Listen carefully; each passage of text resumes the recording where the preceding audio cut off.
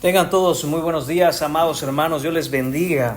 Les invito en esta mañana a abrir sus Biblias conmigo. Vamos, hermanos, de regreso a nuestra serie en el Evangelio de Mateo. Estaremos nosotros continuando con la predicación expositiva de cada versículo. Estamos en el capítulo 8.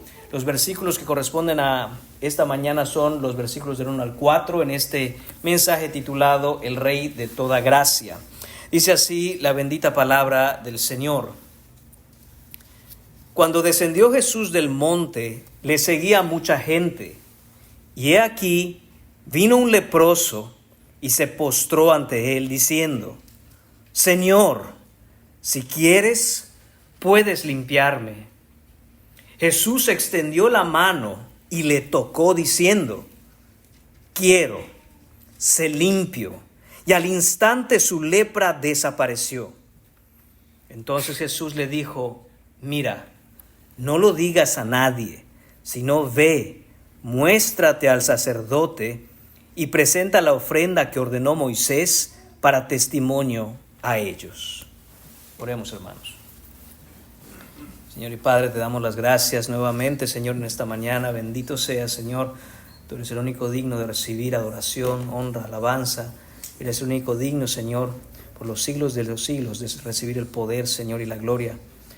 Señor bendito, te pedimos en esta mañana que tu palabra, Señor, sea ese bálsamo a nuestros huesos, Señor mío, ese alimento a estas ovejas, Señor, que te necesitan, Padre bueno, y que podamos ver, Señor, el poder y la compasión de nuestro Rey de gloria, Jesucristo, que podamos ver también, Señor, nuestra condición como seres humanos caídos delante de ti, Señor. Padre bueno, te pedimos que seas tú, Señor, obrando de tal forma que cada uno de nosotros podamos apreciar, Señor, no las debilidades, Señor, del hombre que predica, sino las grandezas de aquel que es predicado, Señor, que es tu Hijo Jesucristo. Te pedimos todas estas cosas, Señor, en el precioso nombre de Jesús. Amén. Amén. Pueden tomar asiento, amados hermanos. Después de un tiempo de haber tenido en pausa nuestra serie de predicaciones en el Evangelio de Mateo, estamos retomando de nuevo, hermanos, el texto, y quiero recordarle que acabamos de terminar el Sermón del Monte. Hace unos meses terminamos todo lo que tiene que ver con la predicación del Sermón del Monte, cómo Jesús desde ese monte, el Rey de Gloria, llega, hermanos míos, y empieza a declarar, a anunciar, a predicar, a enseñar los lineamientos de su reino, a las personas que pertenecen a él. Pero el Sermón del Monte ha terminado. El Rey ha declarado quiénes son y cómo han de vivir aquellos que forman parte de su reino. Y ahora Él demuestra su compasivo poder. El descenso del monte en el versículo 1 de este capítulo 8, hermanos, no es una coincidencia, sino que tiene una importancia altamente doctrinal. ¿Qué quiere decir eso, hermanos? Quiere decir que hay algo muy importante que nosotros debemos aprender de este pasaje con respecto a la fe que profesamos. Así como Moisés descendió del Sinaí con las tablas de la ley, hermanos míos, Jesús ahora desciende del monte. Y no desciende solo con instrucción, sino con autoridad para redimir y para restaurar. Dice la primera carta de Juan que para esto apareció Jesucristo, para deshacer las obras del enemigo. Este, hermanos míos, es el primer milagro de Jesús registrado en el Evangelio de Mateo. Si usted mira los 7 capítulos que ya hemos predicado, no encontrará ningún milagro. Este es el primero que registra el evangelista Mateo. Y no es accidental, hermanos, es completamente deliberado. Es a propósito que Mateo pone este milagro iniciando el capítulo 8. La sanación de este leproso no es solo un acto de compasión por parte de Jesús, sino un anuncio teológico. Hay un punto que quiere hacer Mateo al poner este milagro aquí. Debemos hacernos la pregunta: ¿por qué Jesús hizo los milagros que hizo? Hermanos, ciertamente no eran un espectáculo, no eran una demostración caprichosa de su poder, sino más bien, hermanos míos, está ese milagro aquí al inicio del capítulo 8 como un anuncio teológico. La respuesta a la pregunta ¿por qué hizo Jesús los milagros que hizo? Es triple. Primero, hermanos, lo hizo para demostrar el propósito redentor de su venida. Segundo, lo hizo para apuntar, para señalar a la restauración final de todas las cosas. Y tercero, lo hizo para autenticar su identidad. Si Jesús es quien dijo ser, y después de haber predicado con la autoridad con que predicó el Sermón del Monte, esperaríamos entonces que este rey fuera diferente de cualquier otro. Y esto es lo que vamos a ver, hermanos míos, en este pasaje. Los milagros de Cristo no son, como dije, demostraciones caprichosas de un poder sobrenatural, sino, hermanos míos, que son señales que revelan, que nos muestran, que nos señalan quién es Él, cuál es su misión y cómo es la venida de su reino. De hecho, esta palabra, señales, es la que utiliza Juan abundantemente en su evangelio para referirse a los milagros de Jesús. Por ejemplo, en el capítulo 2 del evangelio de Juan, en el capítulo 2 del evangelio de Juan, vemos que en el versículo 11 él escribe: este principio de señales hizo Jesús en Caná de Galilea, refiriéndose a el milagro que hizo en las bodas de Caná. Después, en el siguiente capítulo, en el capítulo 3 de este mismo evangelio de Juan, vemos en los versículos 1 y 2 que dice: había un hombre de los fariseos que se llamaba Nicodemo, un principal entre los judíos. Este vino a Jesús de noche y le dijo: Rabí, sabemos que has venido de Dios como maestro, porque, y noten cómo Nicodemo argumenta el hecho de que él está convencido de que Jesús venía de Dios por esto. Dice: porque nadie puede hacer estas señales que tú haces. Nicodemo había entendido que los milagros apuntaban a aquel que había venido de Dios y se lo dice claramente a Jesús. Una señal, hermanos, es entonces un anuncio que indica el camino o apunta a un destino final. Por poner un ejemplo, si usted va por la carretera y ve un señalamiento que dice Lafayette, 30 millas, usted no dice: bueno, ya llegamos, sino más bien usted se asegura con ese señalamiento que está yendo por el camino correcto y de hecho ahora sabe cuánto le hace falta por llegar. El propósito entonces de los milagros, hermanos, de las señales, no son los milagros en sí mismos, sino que dentro del contexto del Evangelio de Mateo sirven para apuntar y para dirigirnos a Jesús como Rey y Salvador. Eso es exactamente lo que está haciendo Mateo aquí en este capítulo 8 y al principio y parte del capítulo 9. Vemos en el capítulo 8 los versículos del 1 al 17 cómo Jesús va a sanar al leproso, va a sanar al siervo de un centurión y va a sanar a la suegra de Pedro. ¿Por qué? Porque Mateo quiere que entendamos que Jesús es aquel que tiene potestad y dominio, autoridad plena sobre la enfermedad. Es Él el que ha venido a restaurar los efectos de la caída, porque la enfermedad es uno de los efectos de la caída. Y entonces, esta es la señal que nos pone Mateo en el camino y dice: es Él.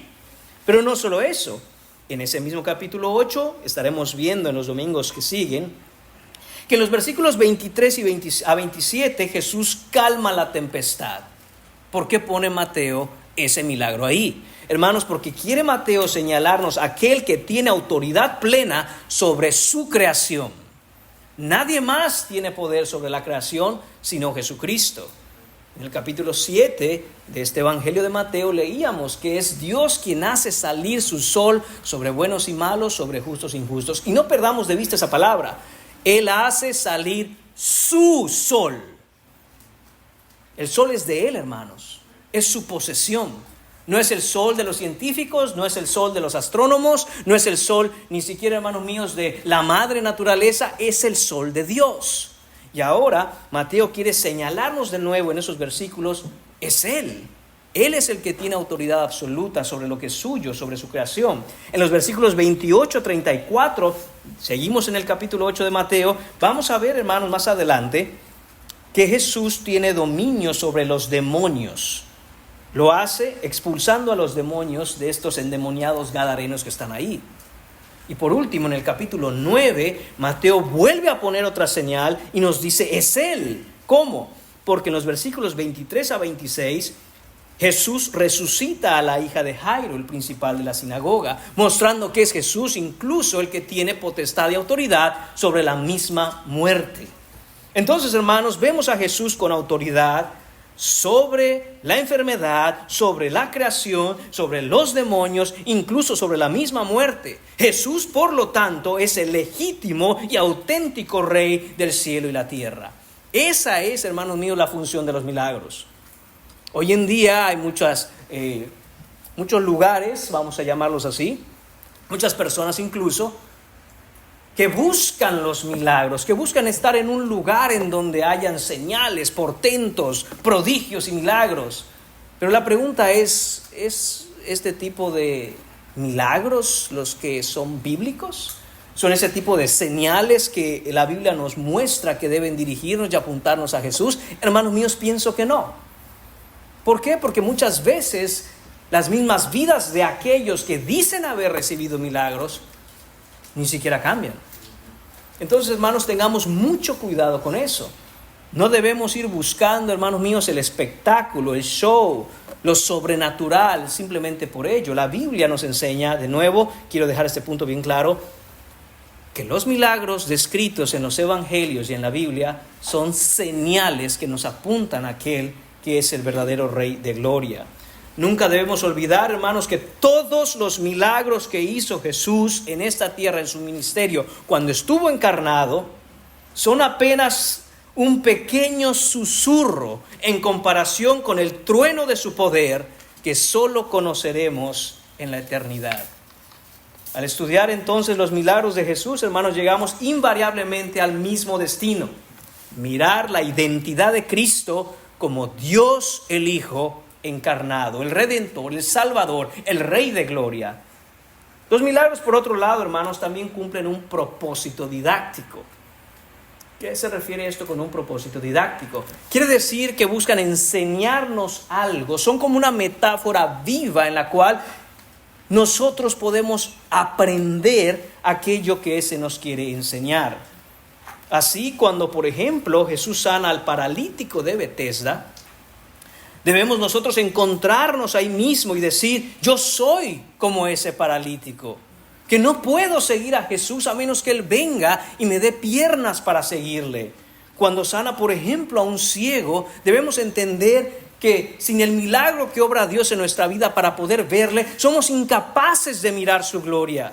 Cuando Jesús sana, por ejemplo, a un sordo, debemos entender que nosotros, apartados de Cristo, somos sordos espirituales, incapaces de oír las palabras santas y benditas de Dios. Cuando Jesús resucita a un muerto, nos está señalando y mostrando, quiere que aprendamos, que nos demos cuenta que sin Él somos como esos muertos espiritualmente hablando, que somos incapaces de hacer nada sin Él. Eso, hermanos míos, son los propósitos didácticos de los milagros. Y en este pasaje, un hombre con lepra se convierte en el escenario donde se desarrolla la gran obra de la redención. En cada uno de los milagros de Jesús vemos una vívida imagen del pecado, una vívida imagen de la gracia y una vívida imagen de la adoración. Y a través de todo esto, Cristo es magnificado como el Salvador soberano, dispuesto y poderoso para restaurar, para redimir, para salvar, para cambiar vidas. En el milagro que estudiaremos en esta mañana, hermanos, vamos a aprender que la condición del leproso es la condición con la que Jesús nos mira. No importa, hermano, cómo te mires tú. No importa cómo te sientas. No importa lo que tú pienses acerca de ti. Lo que importa es cómo te ve Dios. Y algunos se pueden ver muy bien por fuera. Algunos se pueden ver incluso muy saludables. Pero si espiritualmente estamos infectados de lepra, es así, hermanos, como nos ve el Señor. La realidad es que la lepra para el cuerpo es lo mismo que el pecado para el alma. La lepra infecta y destruye el cuerpo de una manera terrible, y así también el pecado acaba con el alma. Cualquier persona en aquel tiempo de Jesús que sabía que estaba infectado con lepra, lo tomaba con total importancia. Y así nosotros mismos, hermanos, debemos tomar con total importancia el hecho de que nuestras almas fueron infectadas por el pecado. La lepra fue usada en el Antiguo Testamento como una señal de juicio contra el pecado. La lepra no fue, hermanos míos, una enfermedad casual o circunstancial en la Biblia. Fue elegida por Dios precisamente para mostrar ese juicio en contra del pecado. Algunos ejemplos que pudiéramos dar en Números capítulo 12, vemos a María murmurar contra Moisés. Y hermanos míos, ella queda leprosa. Dios la hiere con lepra. En el segundo libro de Crónicas, en el capítulo 26, el rey Usías, un rey que había sido bendecido grandemente de diferentes maneras, de forma política, militar, económica. Dice la Biblia que cuando él estuvo en lo más alto de su poder y dominio, su corazón se enalteció para su ruina. Y entonces había una sola cosa que el rey no podía hacer, y es entrar y ofrecer incienso al santuario. Pero él dijo, el rey Usías puede hacer lo que él quiera. Y a pesar de que el sacerdote Azarías con 80 otros sacerdotes le dijeron, no, rey, no lo hagas. No te es lícito, no te está permitido. Él dijo, el rey Usías hace lo que él quiere. Y entró, hermanos míos, al santuario, e inmediatamente entra al santuario, la lepra le brota en la frente, y así es como muere el rey Usías. No hace mucho tiempo se nos predicó desde este púlpito la historia de Naamán, y vimos a Eliseo y a su siervo Giesi, quien engañó a Naamán y mintió a su señor, yendo y buscando las cosas de este mundo. También es herido de lepra. La lepra de Naamán se le pegó a Giesi y a toda su descendencia. Y hermanos, las malas noticias son que todos nosotros hemos sido infectados con esa lepra espiritual. Esas son las malas noticias. Pero las buenas noticias son que Jesús vino a curar la lepra de tu alma. Hermanos, es con este corazón, es con esta cosmovisión, con este entendimiento que debemos acercarnos al texto en esta mañana. Tenemos un grave problema, y es que esta lepra ha infectado nuestro corazón, ha infectado nuestro interior y nuestra alma. Y solo hay uno que puede curarla, y es Jesucristo. Organizaremos, hermanos, el texto de esta mañana en 3 puntos. Después de esta larga introducción, hermanos, veremos las circunstancias del milagro en los versículos del 1 hasta la primera parte del 3, en donde pasaremos la mayor parte del tiempo. Después veremos de manera más breve, punto número 2, las características del milagro en la segunda parte del versículo 3. Y por último concluiremos con las consecuencias del milagro en el versículo 4.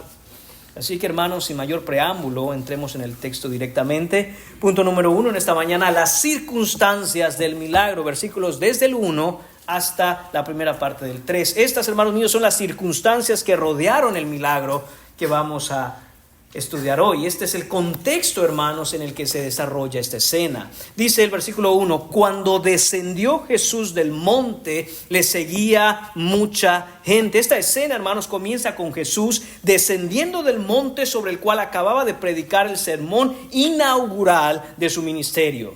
Lo que está a punto de ocurrir, hermanos, determinará tanto la legitimidad del Rey poderoso que es Cristo, como la manera única en que uno puede ser parte de su reino.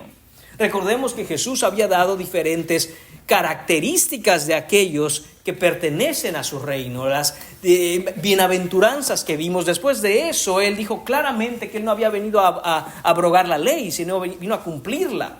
Y empieza a decir cómo ha de vivir aquel que es parte de su reino. Hermanos míos, cualquiera que haya escuchado ese sermón, y sabemos nosotros porque se nos predicó por meses el sermón del monte, sabemos, hermanos míos, que nuestros corazones fueron cargados por muchas cosas que aún no vivimos. Jesús lo sabe, y al descender de ese monte, hermanos, entonces ocurre esta escena. Durante el sermón del monte, Jesús constantemente dijo, ¿habéis oído qué? Pero yo os digo, hermanos, esto deja saber a todos que Él tiene autoridad. De hecho, en el capítulo 7 vemos que concluye así el sermón. Cuando terminó Jesús estas palabras, la gente se admiraba de su doctrina porque les enseñaba como quien tiene autoridad y no como los escribas. La palabra clave aquí, hermanos, es autoridad. Jesús tuvo autoridad al momento de predicar. Ahora es momento de cuestionarse, ¿tiene autoridad en la realidad? ¿O son solo palabras? ¿Es solo un sermón? ¿Son solo ideas? Ahora Jesús mostrará dos cosas, hermanos. No solo que dice tener autoridad, sino que en verdad la tiene. Y segundo, que su autoridad no es como la autoridad de los reyes de la tierra, sino que es una autoridad llena de compasión. Herodes, hermanos, tenía una gran autoridad cuando Jesús nació. Y con esa autoridad mandó a matar a todos los niños menores de 2 años. Es una autoridad que él tuvo. Él dio una orden y se cumplió. Pero es una autoridad sin misericordia. Jesús, hermanos míos, no es como los gobernantes que conocemos. Es diferente. Él tiene autoridad, pero tiene una autoridad compasiva.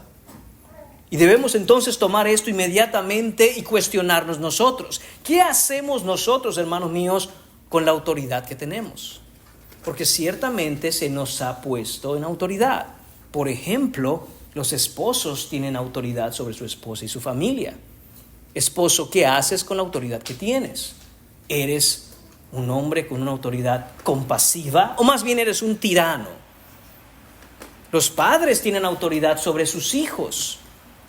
¿Cómo manejas tú esa autoridad sobre tus hijos? ¿Eres una autoridad compasiva o más bien están aterrados de ti porque no saben con qué vas a salir? Los empleadores, los jefes tienen autoridad sobre sus empleados. ¿Cómo te miran tus empleados? ¿Eres un imitador de Dios que tiene autoridad plena y absoluta, pero con compasión? ¿O más bien ya llegó el jefe a ver con qué nos va a salir?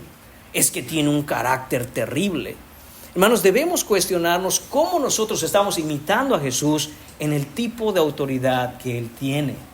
Además, Jesús no es como los gobernantes que conocemos en el sentido que muchos en campaña política dicen y prometen cosas, andan entre el pueblo y una vez que ganan ni cumplen ni se ocupan de la gente que los puso en el cargo. Pero Jesús no es así. Jesús está descendiendo del monte con toda autoridad, habiendo declarado ser el rey legítimo esperado en Israel. Y, hermanos míos, va directamente a atender compasivamente la necesidad de un hombre leproso. De hecho, así es como continúa la escena. Dice el versículo 2: y he aquí vino un leproso y se postró ante él. Hermanos míos, un leproso, un símbolo ambulante de decadencia, corrupción y juicio. Este leproso era considerado ceremonialmente impuro, era intocable e indeseado. Durante años vivió fuera del campamento, aislado del culto a Dios. A los leprosos no se les permitía venir a la casa de Dios a adorar. No se les permitía ni siquiera acercarse a la ciudad o estar en comunidad. Estaba perdido y estaba lejos de toda esperanza. Ahora, hermanos, es necesario entender qué era un leproso en el contexto del tiempo del Señor Jesucristo. Porque podemos decir que se acercó un leproso y tener una idea de lo que es, pero si no entendemos, hermanos míos, estamos perdiendo mucho de aquello que significó para el leproso la compasión de Jesús de acercarse a él y sanarlo. La ley de Moisés era clara respecto a cómo se debía tratar a los leprosos. Levítico capítulo 13, versículos 45 y 46 dicen lo siguiente: y el leproso en quien hubiere llaga llevará vestidos rasgados y su cabeza descubierta, y embozado pregonará: ¡inmundo! ¡Inmundo! Hermanos, podemos imaginar esto. Un hombre enfermo de lepra. Y dice: si tienes lepra, tienes primero que nada que vestirte de esta manera. Lleva vestidos rasgados, viejos, harapientos. Y dice que su cabeza está descubierta y dice que embozado. Hermanos, a los leprosos se les ponía un bozal en la boca para que su aliento no contaminara a otros. Y no solo eso, tenía que ir pregonando, gritando por todas partes: soy un inmundo, para que la gente supiera y se alejara de él. Versículo 46 dice: todo el tiempo que la llaga estuviera en él será inmundo, estará impuro y habitará solo. Fuera del campamento será su morada. El leproso, hermanos míos, era un marginado social, era un marginado económico y era un marginado espiritual. Nadie se acercaba a él. Todas sus posesiones que pudiera haber tenido son consideradas inmundas, ya no sirven para nada. Y hermanos, no podía, como he dicho ya, acercarse a la comunión con Dios en el templo. Vivía en una ruina verdaderamente repugnante.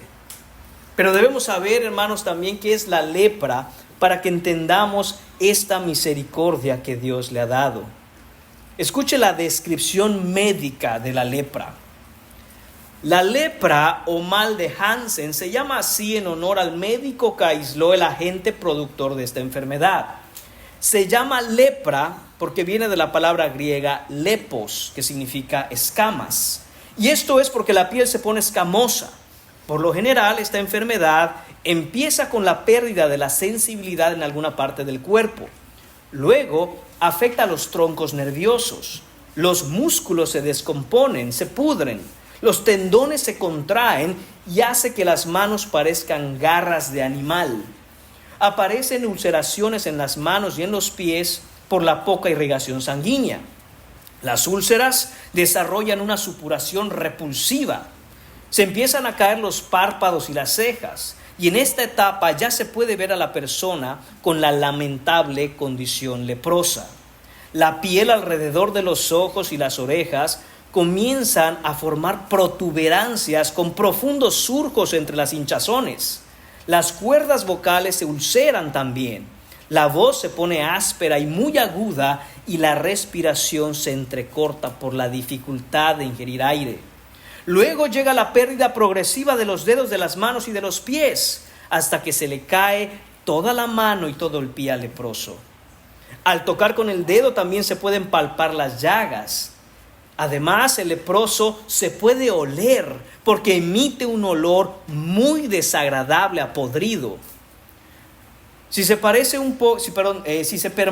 un poco de tiempo con un leproso, incluso se puede sentir un sabor asqueroso en la boca provocado por el olor. El cuerpo del leproso se está pudriendo literalmente en vida. Todos los sentidos de la persona captan la presencia de la lepra en el otro. Con el tiempo, la lepra deriva en un estado comatoso para después llevar a la gente a la muerte. Es una clase terrible de muerte progresiva en que la persona va muriendo poco a poco. Hermanos, esta es la descripción médica de la lepra. La condición física del leproso ciertamente era terrible, pero había algo más que lo hacía peor. Dice Flavio Josefo, el historiador de los tiempos de Cristo, que los leprosos eran tratados como si en efecto estuviesen ya muertos. No había cura para esta enfermedad y estas eran las circunstancias y la condición de este hombre. Un leproso era un muerto en vida, no había remedio para su enfermedad. La única esperanza de un leproso era que cada día viniese la muerte, porque ellos veían en la muerte la liberación de su terrible mal. Esta, hermanos míos, era una enfermedad incurable. Y Lucas capítulo 5, versículo 12 nos dice algo muy importante. Dice: este hombre estaba lleno de lepra. No es que tenía, hermanos míos, un brazo infectado, una pierna, una oreja. El hombre estaba completamente lleno de lepra. Algunos comentaristas mencionan que muy probablemente este enfermo de lepra estaba en su fase final antes de morir. Ahora, hermanos míos, la lepra en las Escrituras no solo es una enfermedad, no solo es un juicio de Dios contra el pecado, pero también es una metáfora divina. Ilustra gráficamente los efectos devastadores del pecado. Si volviera a leer, hermano mío, la descripción médica de la lepra, usted puede aplicar cada una de esas cosas al alma del hombre. Así como la lepra aísla a un hombre del templo y de la adoración a Dios en los tiempos de Jesús, el pecado nos separa de la comunión con Dios Santo. La condición de este hombre, hermano mío, es la misma condición tuya si tú no estás en Cristo.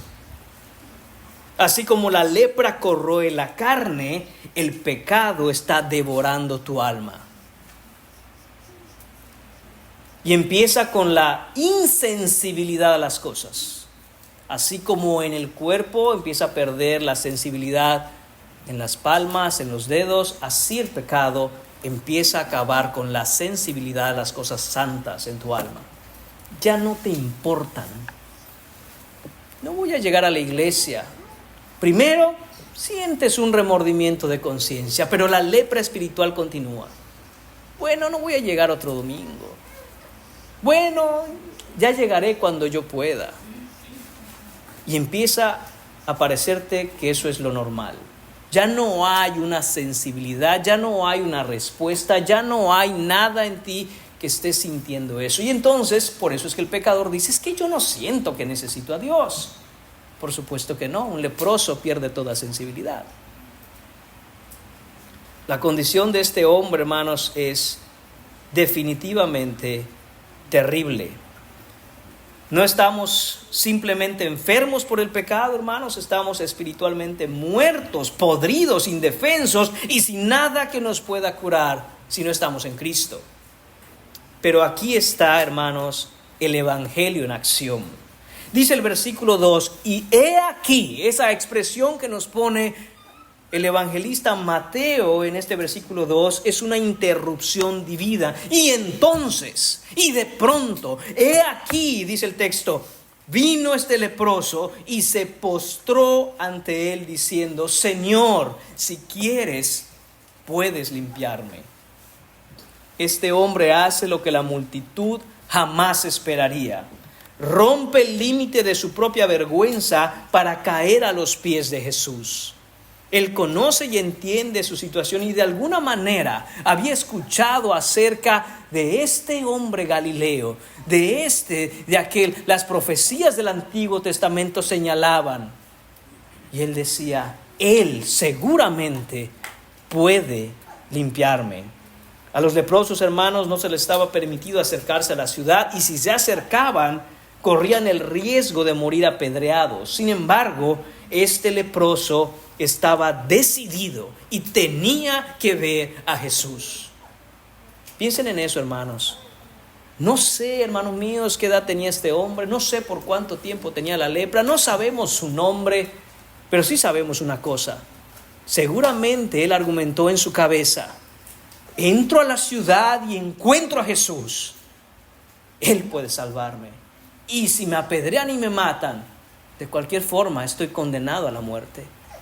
Hermanos, y eso es lo que tenemos que siempre recordar. No hay, hermanos míos, un momento en el que nosotros sin Cristo podamos decir que tenemos un futuro. No existe, no lo hay. Entonces, decídete a venir a Cristo sin importar las consecuencias. De cualquier modo, estás condenado a muerte, pero Él puede sanarte, Él puede darte vida. Es tu única esperanza. Noten, hermanos míos, cómo este hombre se acerca a Jesús. Y el versículo nos dice que el leproso vino a Jesús. No fue Jesús quien se acercó al leproso, fue el leproso quien fue a Jesús. Y hermanos, sabemos que en muchas ocasiones, en la mayoría de las ocasiones, leemos que Cristo va al encuentro del pecador. Y eso es lo que la Biblia nos enseña. Es Cristo, es Jesús quien se acerca a nosotros por la imposibilidad de nosotros de acercarnos a Él. Pero nunca olvidemos, y por eso Mateo lo pone como el primer milagro que él registra, que eso no deja ni echa por tierra la responsabilidad nuestra de venir a Cristo. Sabemos que en última instancia es el Señor por su poder quien obra todas las cosas en el corazón del hombre. Pero nunca podremos decir, es que si Dios no me ha salvado, es asunto de Él. Este hombre lo entendió, hizo uso de su responsabilidad y fue decidido a buscar al Cristo. Dice que se postró ante él, hermanos. Esto nos habla de su actitud. Él no vino con exigencias. Él vino y se postró en tierra, lo que demuestra, hermanos, una humildad en su corazón. No solo, hermanos míos, la posición de su cuerpo, sino la condición de su corazón. Esto no es un acto simplemente de desesperación porque fuera sano, sino que es un acto de fe. Y lo sabemos porque él dice, Señor. Esta es la palabra que se utiliza, hermanos míos, en todo el Nuevo Testamento para referirse al Dios de gloria. Este leproso había entendido quién era Jesús. Quizá lo que muchos no habían entendido estando sentados escuchando el Sermón del Monte, este leproso lo entendió. Y no solo lo entendió, sino que en ese entendimiento tomó acción y fue y postrado en el suelo le dijo, Señor. Y escuche las palabras que él utiliza.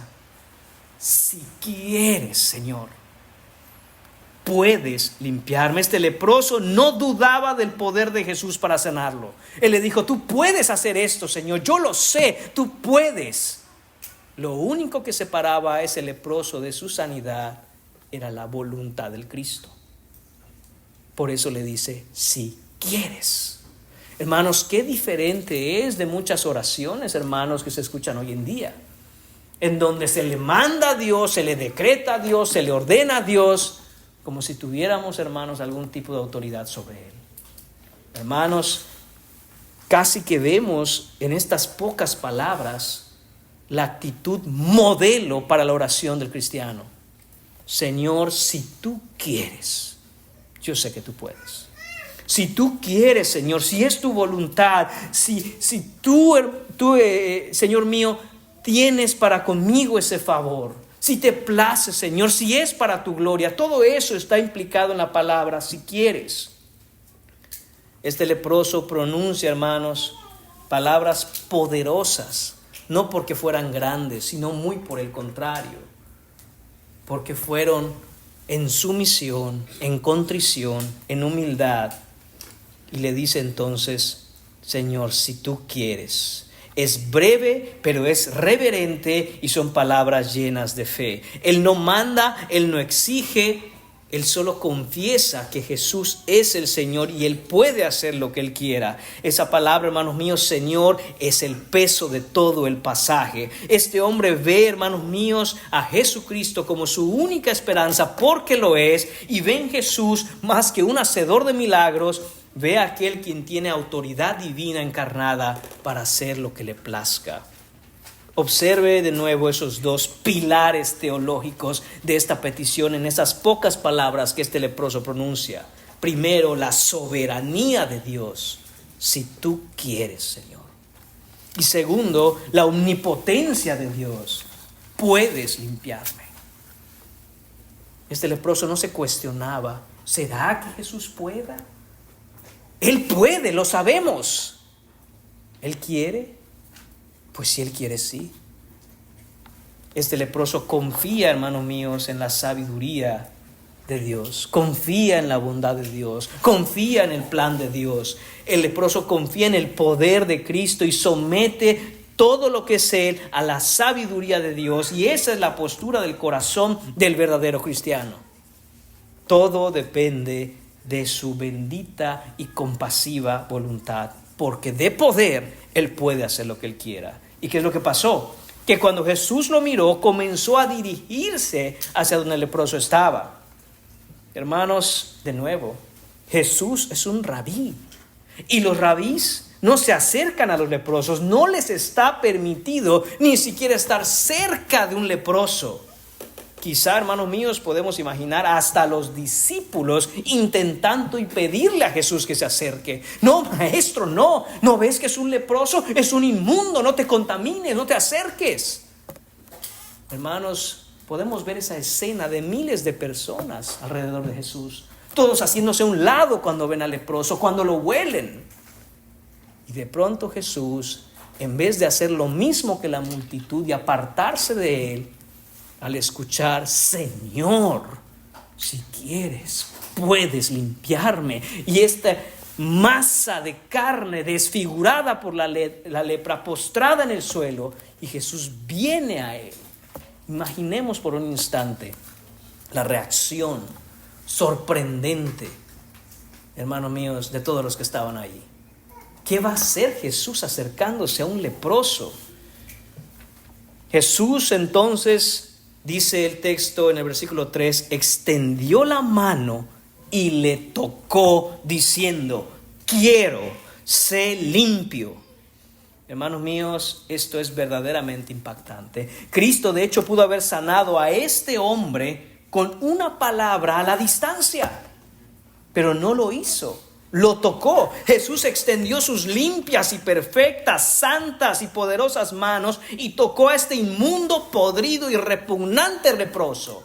Algo que nadie haría. Ningún sacerdote lo haría. Ningún rabino lo haría. Y estoy seguro que ninguno de los discípulos que estaba ahí lo haría. Pero Jesús hace aquello que nadie puede hacer. Nadie tocaba a un leproso. Y hermanos míos, podemos ver cómo Jesús, al tocar al leproso, esto no lo vuelve impuro a él, sino todo lo contrario. Él purifica y limpia la lepra de ese hombre. El toque de Jesús, hermanos míos, rompió con siglos de rituales religiosos. ¿Por qué? Porque nadie antes que él tenía el poder para limpiar. Todas las regulaciones, todas las instrucciones y todas las leyes dadas por Dios a su pueblo a través de Moisés tenían que ver con el hecho de evitar contaminarse. Pero Jesús, hermanos míos, quien es Dios encarnado, no viene a poner reglas para evitar esto y aquello, sino para redimir aquello que Él toca. De hecho, hermanos míos, esto tiene una conexión directa con el final del Evangelio de Mateo, cuando nos llama a hacer la gran comisión. Ya no nos dice, salgan del mundo, sino vayan al mundo. Porque con su Evangelio tenemos la cura para la lepra espiritual del mundo entero. Hermanos, notemos también los acontecimientos y el orden en que se encuentran. Jesús no limpia al leproso y luego lo toca, como diciendo, primero estás limpio para yo poder tocarte. No, hermanos míos, sino que dice el texto que lo tocó y después dijo, quiero ser limpio. Esta, hermanos míos, es la asombrosa gracia del Evangelio. Por eso hemos titulado así este sermón, el Rey de toda gracia. Hermanos, Jesús no nos pide primero que estemos limpios para venir a Él. Él dice, vengan a mí para que yo los limpie. Y Él nos es capaz, hermanos míos, de tocarnos en nuestra corrupción y en nuestro pecado y limpiarnos de ella.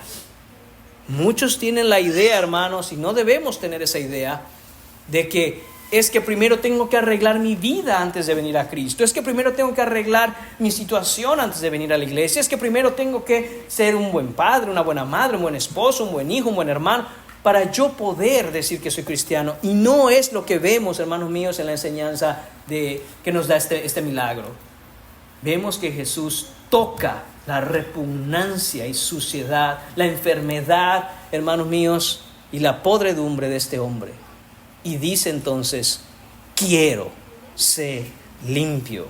Jesús, hermanos míos, no se contamina con nuestro pecado. Al contrario, Él nos purifica con su toque. Esto, hermanos míos, es un anticipo de lo que veríamos en la cruz, donde Cristo cargó con nuestra inmundicia para darnos su justicia. Y punto número 2 en esta mañana. Las características del milagro. Versículo 3, la segunda parte de él. Continúa el versículo después de que dice Jesús, quiero ser limpio. Y dice que al instante, instantáneamente, inmediatamente, su lepra desapareció. Este hombre que estaba lleno de lepra, en una fase terminal de esta enfermedad, instantáneamente a la palabra poderosa de Jesús, quedó, hermanos míos, completamente limpio, con la piel como la de un bebé recién nacido, sin rastros de haber tenido lepra, sin cicatrices por la enfermedad, limpio completamente. Estas son las palabras divinas pronunciadas con poder divino por una persona divina. Quiero ser limpio. Inmediatamente todo el cuerpo de este hombre quedó limpio. Jesús, hermanos míos, no pide permisos, no consulta, no espera, no prescribe un proceso, simplemente abre su boca y declara: sé limpio. Y con eso el leproso no solo mejora, sino que es sanado por completo. Y vamos a ver entonces estas características, hermanos, de la sanación que recibe este hombre, porque van a servir para entender cómo el Señor, en la justificación que es solo por la fe que tenemos en Cristo, nos da en Él. Primero, hermanos, esa sanación de este hombre fue instantánea. No hubieron demoras. No lo tocó Jesús y le dijo: mira, en unas semanas vamos a ver cómo estás, vamos a ver si vas mejorando. Hermanos, instantáneamente el hombre quedó completamente sano. Además, es una sanación completa. No le quitó un poco de la lepra, no sanó una parte de su cuerpo, no le curó una pierna o una parte del brazo y poco a poco después lo demás. Instantáneamente, ya lo dijimos, curó completamente el cuerpo de este hombre. Además, hermanos, es una sanación irreversible. Es decir, que una vez sano este hombre no volvió a tener lepra jamás. No lo curó Jesús y le dijo: pues cuídate, no voy a hacer que te vuelva a dar. No, hermanos, sino que fue una sanación irreversible. Además, fue una sanación visible. Era claro para todos los que estaban ahí que este hombre llegó lleno de lepra, y fue claro para todos en ese instante que ahora el hombre estaba completamente sano. No habían, hermanos míos, milagros de aquellos que dicen: bueno, es que es una situación interna y uno no la puede ver, pero ya está sano. No, hermanos, fue clara para todos, fue visible para todos. Además, fue una sanación pública. Hermanos, muchos testigos presenciaron este milagro. Miles de personas que estaban ahí presenciaron con sus propios ojos la sanación de este hombre. No fue a escondidas, no fue es que un ángel me habló en la noche y nadie lo vio y nadie lo supo, pero yo sí. Hermanos, de manera pública Jesús hace ejercicio de su autoridad y su poder. Además, hermanos, fue una sanación autoritativa, es decir, fue de acuerdo a la voluntad de Jesús. No hubo nada que este hombre hiciera, sino que la lepra se le quitó porque Jesús dijo: quiero ser limpio. Y por último, fue una sanación compasiva. La razón de este milagro, hermanos, no yace ni siquiera en la condición deplorable de este leproso, sino que, hermanos míos, se fundamenta sobre el corazón compasivo del Rey Jesús. De hecho, en Marcos capítulo 1, versículo 41, se nos narra este mismo pasaje, pero nos dice que Jesús, teniendo misericordia de él, extendió la mano y le tocó. Esto, hermanos míos, fue fruto de la misericordia en el corazón de Dios. Entonces, hermanos, ¿qué tenemos? Una sanación instantánea, completa, irreversible, visible, pública, autoritativa, compasiva. Este milagro, hermanos míos, que vemos, nos apunta y nos señala, nos enseña cómo es la justificación que nosotros recibimos por nuestro pecado delante de Dios cuando venimos postrados ante Él, declarándolo y confesándolo como el Señor de nuestra vida. La justificación, hermanos, es que no tendremos más por qué pagar las consecuencias de nuestro pecado. Por la muerte de Jesús en la cruz, hermanos, Él carga todas esas consecuencias, Él carga la condenación, y en el instante en que creemos, somos liberados de ella. Para todo aquel que ha puesto su fe en Jesús, en el instante mismo que declaró con un corazón contrito y humillado que Jesús es el Señor, quedó instantáneamente libre de la condenación que yacía sobre él. No solo fue una cosa instantánea, fue completa. Toda condenación que estaba sobre nosotros, aquellos que hemos creído y aquellos que creemos, hermanos míos, ha sido quitada por completo de sobre nosotros. Es irreversible. Nunca más, si verdaderamente hemos creído, esa condenación regresará a nosotros. Podemos vivir confiadamente en que el día final estaremos en los brazos de nuestro Salvador y nos recibirá como hijos y nosotros le amaremos como Padre. No tendremos condenación. Además, hermanos, es una cuestión visible.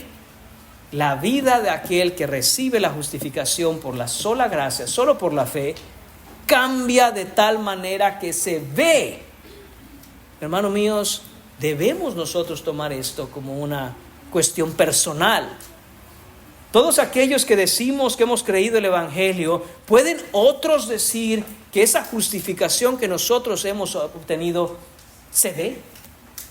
¿Se ve en cómo vivimos? ¿Se ve en cómo nos expresamos del Señor? ¿Se ve en nuestro gozo?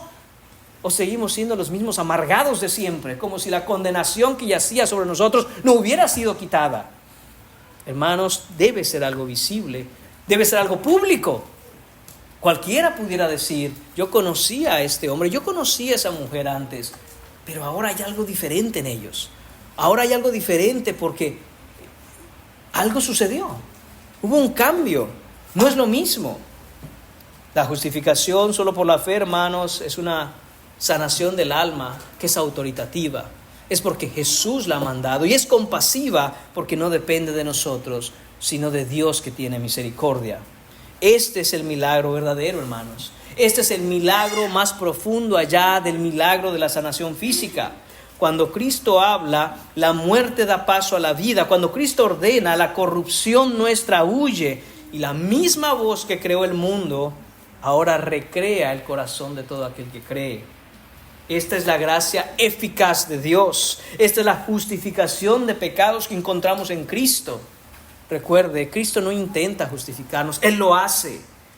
Cristo no nos invita a ser sanos, sino que nos manda. Jesús, hermanos, no sugiere al pecado irse, sino que lo echa fuera con total autoridad.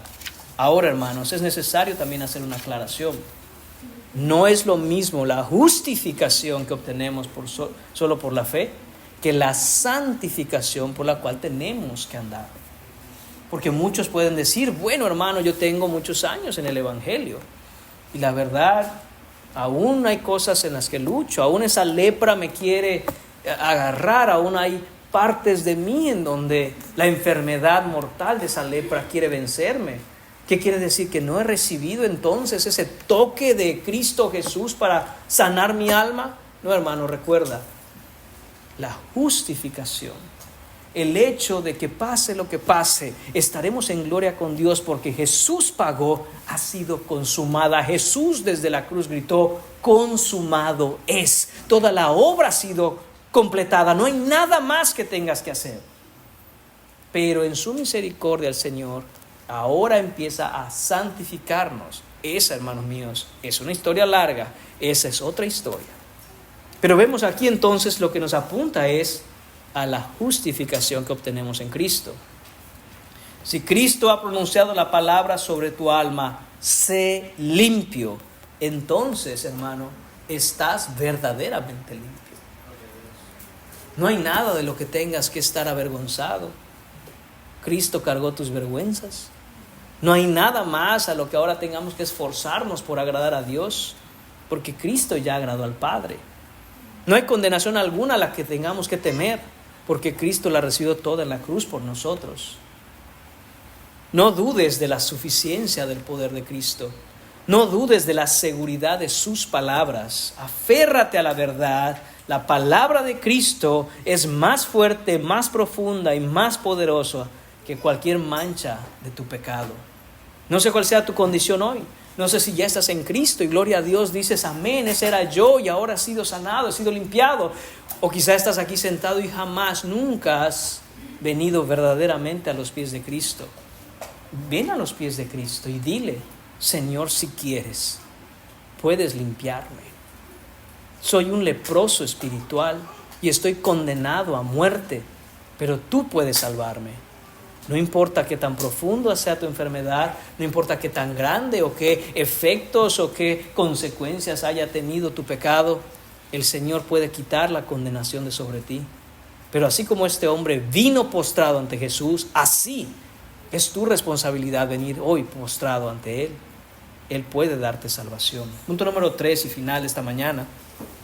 las consecuencias del milagro. Veamos brevemente, hermanos, algunas de las consecuencias que experimentó este hombre a causa de haber sido sanado de esta peligrosa enfermedad como lo es la lepra. Dice el versículo 4, entonces Jesús le dijo, mira, no lo digas a nadie, sino ve, muéstrate al sacerdote y presenta la ofrenda que ordenó Moisés para testimonio a ellos.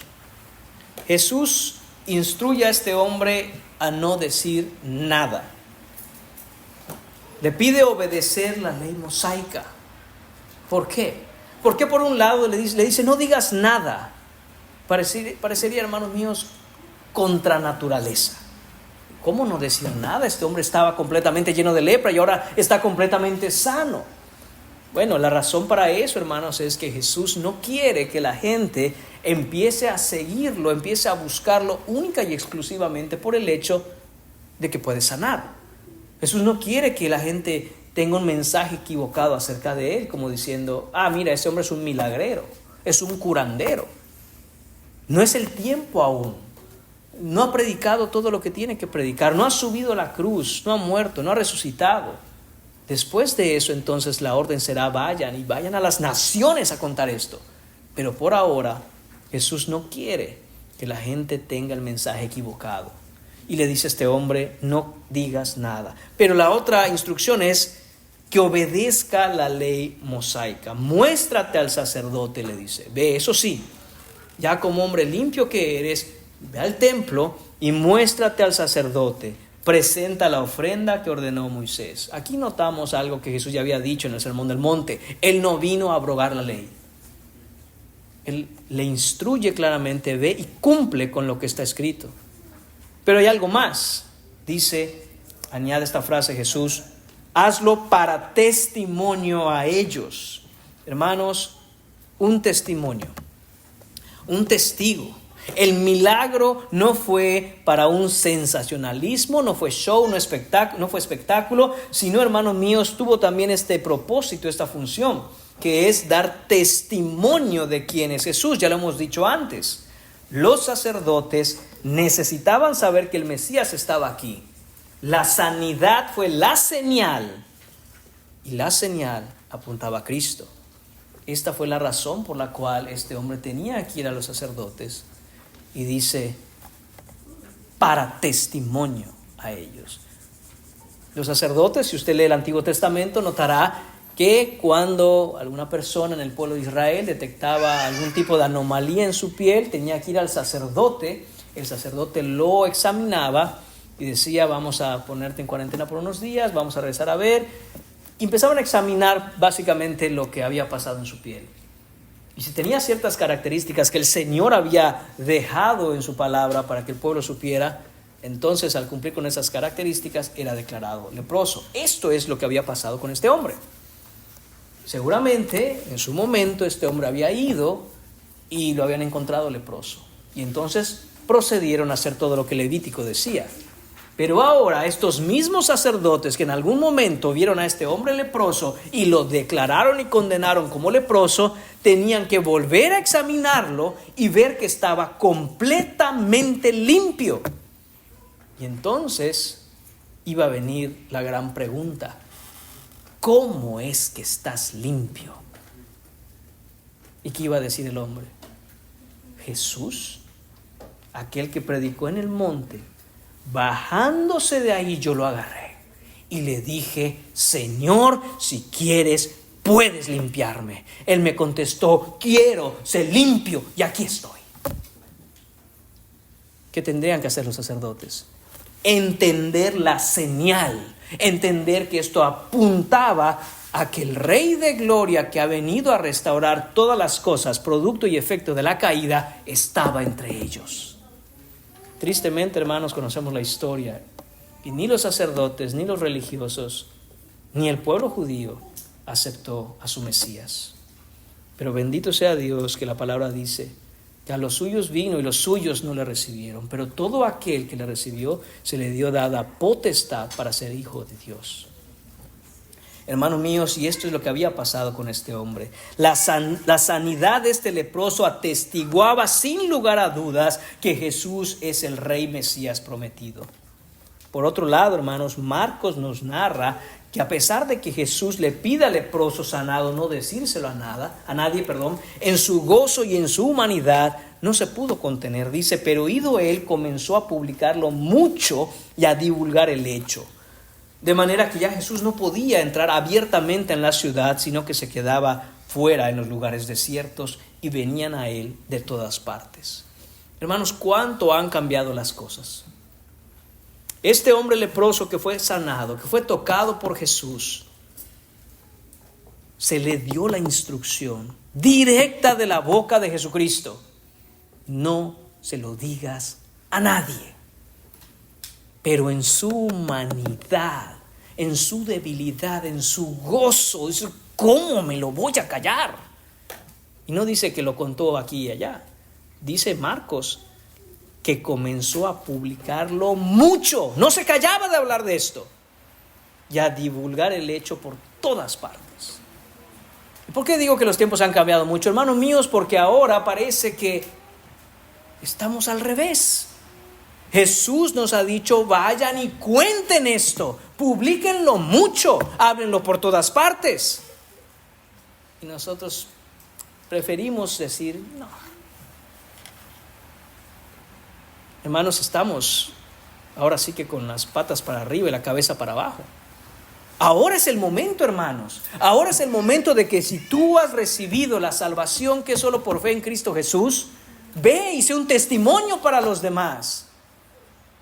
Que vean que eras un leproso antes. No sé cuál era la marca distintiva, no sé cuál haya sido en tu vida aquella cosa que mostraba la lepra de tu alma. No sé cuál era tu pecado.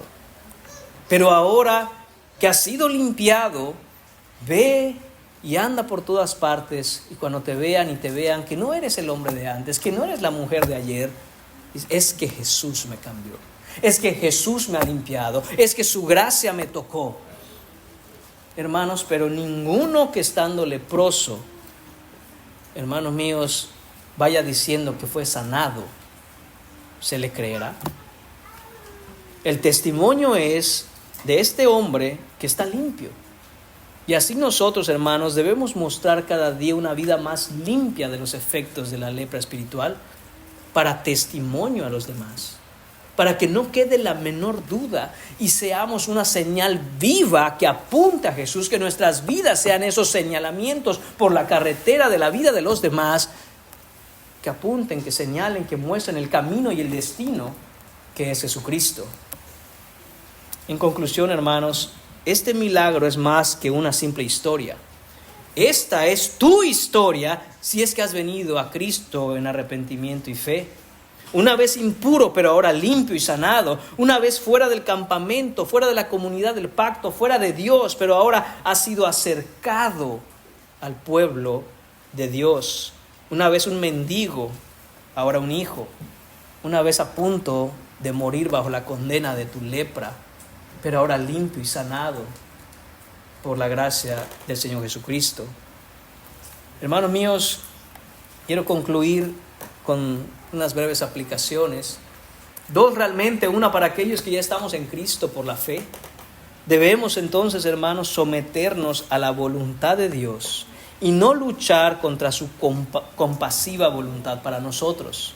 Debemos nosotros, hermanos, cultivar ese corazón que pueda decir a los pies de Cristo, postrados humildemente, si quieres, Señor, tú puedes. Si quieres, Señor, tú lo puedes hacer. No dudemos de su poder, pero respetemos su autoridad. Vergamos reverentemente a Él diciendo, si tú quieres, Señor. Si esto es para tu gloria, Señor. Si este es el plan que tú tienes para mí, Señor. Si esto es lo mejor para mí y para tu reino, Señor. Tú puedes. Y la otra aplicación, hermanos, viene para aquellos que estando aquí, a los que recibimos quizá cada domingo, pero no tienen claridad de su vida en Cristo, no han puesto su fe en Jesucristo, nunca han hecho una confesión de fe, no están bautizados, no tienen una comunión ni con el pueblo de Dios ni con Cristo. ¿Ves tu propio pecado en la lepra de este hombre? Porque este eres tú. No se trata de decir este tipo de cosas para ofender, pero son duras de escuchar. Sin embargo, son necesarias y es mi responsabilidad decírtelas.